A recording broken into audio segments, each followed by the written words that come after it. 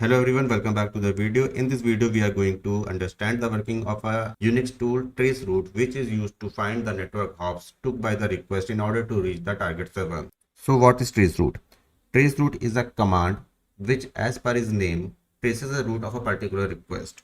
So as per the Wikipedia, traceroute is a computer diagnostic command for displaying the possible path or route took by the particular packet. So as we know that the internet is a big mesh of computers that are connected to each other. So let's say we are having a client computer A which wants to connect to another computer B over the internet. The request from A will travel through a set of network devices in order to reach to the point B. These network devices can be routers, load balancers or computers, anything. The path that was taken by the request in order to reach from point A to point B can be analyzed using the traceroute command. Okay, so let's open the terminal and let's say I want to know the path from my computer to the google.com server. So I will be using the command traceroute google.com. So what I'm seeing on the screen, I am seeing the IP addresses of the nodes that were in the path of our request.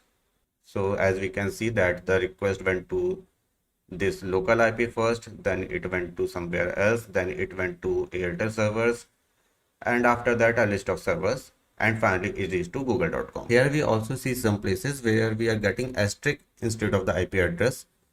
So this is because the system administrator of the network is blocking the traceroute request for the security reasons.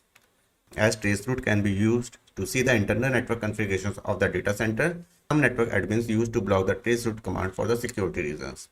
Now let's try to understand that how does the traceroute command work. In order to understand how traceroute works, we have to first understand the ping command, which is used internally by the traceroute. So what is ping command? A ping command is a tool which is used by the computers in order to check whether they are working or not. So the computer on the internet will send a ping command to the other computer and will ask whether the computer is alive or not. And if this computer is alive, it will respond back to the previous computer telling that, hey, I am alive. Ping command uses ICMP protocol for the transmission of these messages. Ping command has a parameter known as TTL. So this TTL represents the number of nodes that a packet can traverse on the network. This TTL parameter is very important as it saves our packet from getting stuck in a loop. Let's try to understand how does the traceroute uses the ping command. So traceroute does something like this.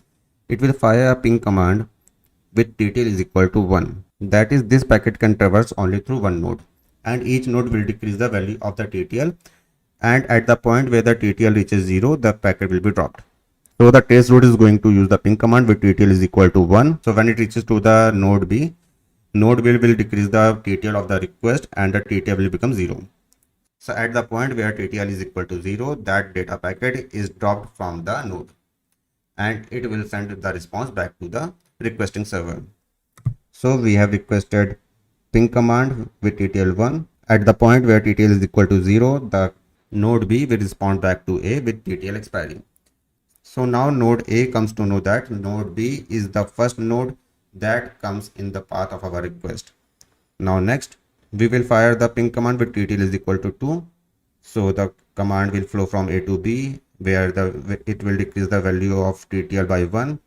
From B to C, where C will decrease the value of TTL by 1 more, and at C, the value of TTL is equal to 0. So C will respond back to A with the TTL expiring. So C will respond back to A with TTL expiry. In this way, A comes to know that C is the second node in a path of our request, and this will continue with TTL value is equal to N till the point where we reach to the destination server, and in this way we find the path of our request on the internet.